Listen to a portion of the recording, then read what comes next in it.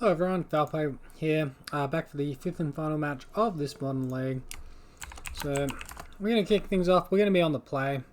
That looks really good. We're versing Heart. I don't think I've versed this player before. I think I'm fine keeping this hand. It's not the best. I'd feel better with Totem Armor effect, but Core's pretty strong. We've got our land types. For us up against something like Ponza or Amulet Titan would be like really good. Where if we're up against something like Jund, we might have a bit more trouble. Alright, so it is Jund.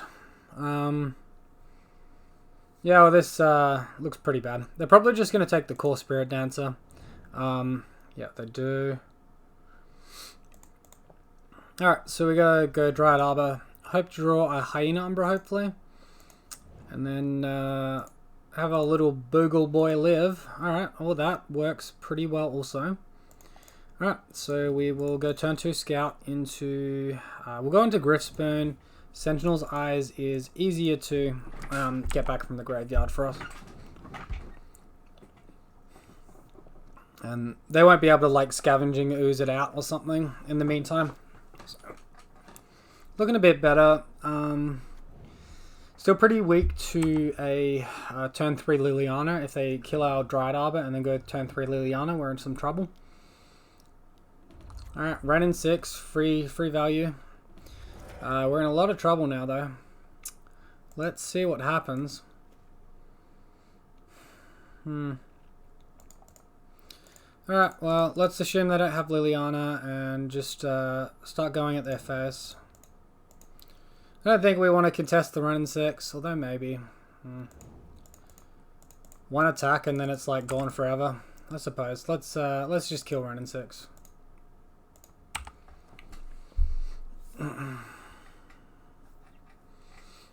Alright, Lily, and we cry.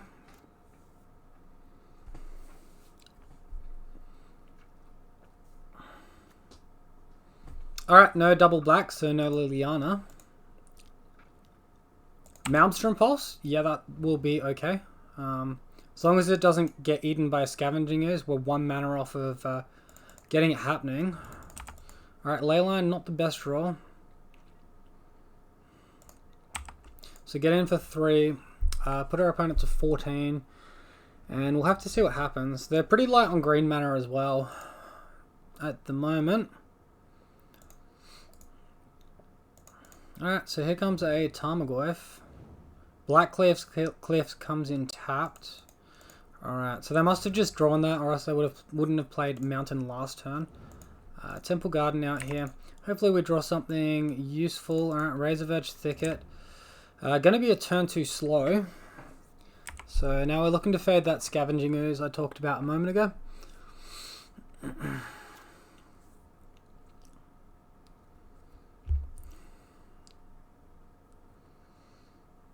And then we can get Leyline Protection out for Liliana. She'll be pretty nice. Although maybe we should prioritize the Leyline over the Griffspoon there. Really, opponent. Alright, well. Oh, is he going to make us discard with Colligan's Command? Alright.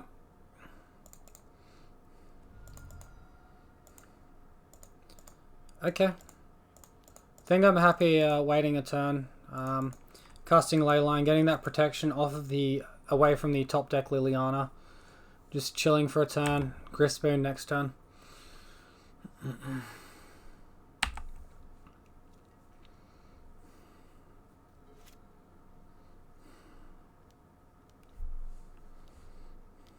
Alright, Bloodbraid Elf, spin the wheel. Hopefully discard. Alright, Thoughtseize. So that's really good.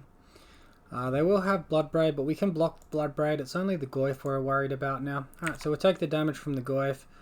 Get our Griffspoon happening and go from there.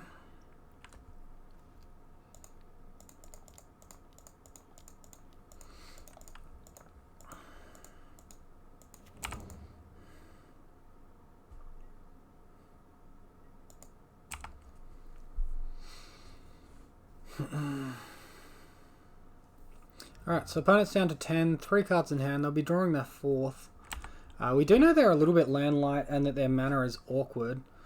I think it's probably worth me trying to trade with the Bloodbraid Elf here. If he's got the Assassin's Trophy, we're probably in trouble anyway. Okay, so I'm going to take the damage from the Tarmogoyf. We'll be able to block it next turn with the Slippery Bogle.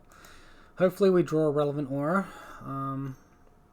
Doesn't look like they have a huge amount for us, or else they would have played it. Alright, so they've blanked on another Bloodbraid Elf. We're very fortunate here. They should really be playing Bloodbraid Elf pre-combat in case they hit the spell. Alright, so we draw Daybreak Coronet, which is really good because we were in a lot of trouble before that. Like, they could have drawn, played Bloodbraid Elf pre-combat, attacked with both creatures, and then, like, maybe they rolled the Bloodbraid Elf into an Assassin's Trophy and Abrupt Decay. I think we're pretty good now. Our life total is pretty full, pretty high. Alright, so he chooses death. He lightning bolts himself. We get there. Not the cleanest victory against Junda I've ever played, but I will take it. Alright, so Savage Swipe out, Rest in Peace in.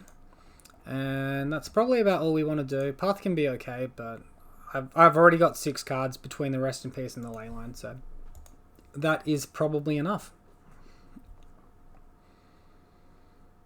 Maybe I could go a path over like a Core Spirit Dancer or something. Not too bad. Alright, this hand looks decent enough to keep. It's pretty Thoughtseize proof. And, you know, it's got our creatures, it's got our mana. Hopefully we draw well.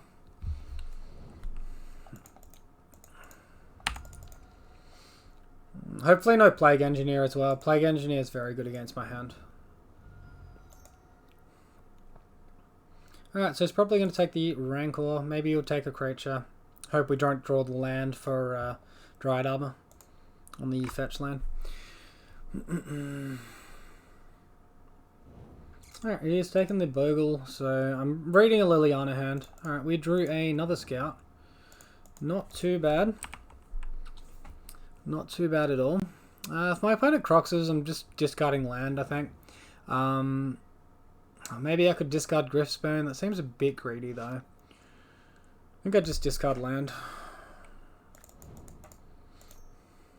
Tarmogoyf. Alright, Iok. So they'll see now we have now got our second hexproof creature. They might actually be forced into taking it. Alright, they take the Rancor. Seems fine with me. We draw Hyena Umbra. Okay. Well, I'm going to play around Plague Engineer here, and I'm going to play around... I can just empty my hand, can't I? Alright, that's fine. Let's empty our hand. Oh, I can't empty my hand. Never mind. It's only my second turn. I don't get access to 3 mana on my second turn. Much better the deck would be if we did. So I was watching Nikachu today, and he's been doing this 2X Modern series and everything. But yeah, according to one of the people in their Twitch chat, they might actually be considering for the next set. Alright, Tarmogoyf, we can fly over the top of that. Lands that go into creatures as well. Oh man, my opponents are not going to be happy with this one. Alright, Tarmogoyf gets shrunk right on down. We get to fly over the top. And yeah, I think that would be a really, really good idea to include cards. Like, even if it's just a vanilla hate bear, like a 2/2 for 2 mana or a forest. I think it'd be a really, really good idea. Just to do that. Just because the, like, amount of variance in just, like, being flooded or being screwed is, like, really horrible. I think it would be a very, very good change to the game. Even though things might be too strong or too broken, someone's going to try and break it, all of that stuff. I think overall. Alright, he's attacking for 0 damage. We'll take it. We'll cycle on away this Horizon Canopy. See what we draw. We draw a Rancor. Damage seems good. We'll attack for 5 in the air.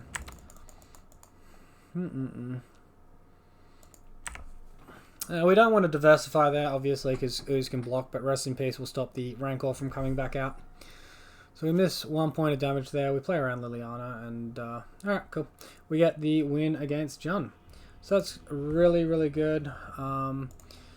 Pretty pleased with that. I don't know.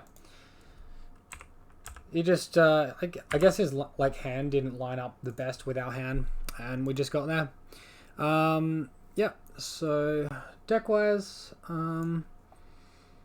look, I still think I'm pretty happy with the list. The weakest card from this one, I'd say, is Savage Fire. But even then, we versed 2 mono red prize players, and like it's going to be really, really good there.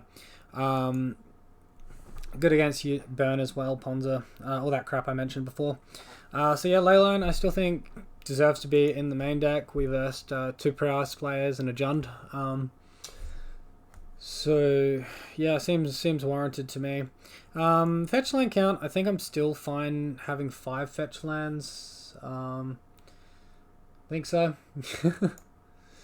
I don't know. And sideboard wise, I think I'm happy running the sideboard for a while as well. I didn't get like a huge amount of value out of Torpor Orb, but I think we did side it in one of the games. It's just escaping me at the moment. Yep, so that's going to be it from this video, guys. Thank you all for watching up until the end here. If you did enjoy it, please feel free to leave a like and a comment down below, both of which are good for the YouTube algorithm and will help grow the channel.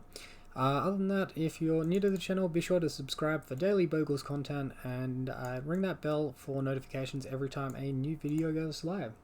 Cheers and see yous.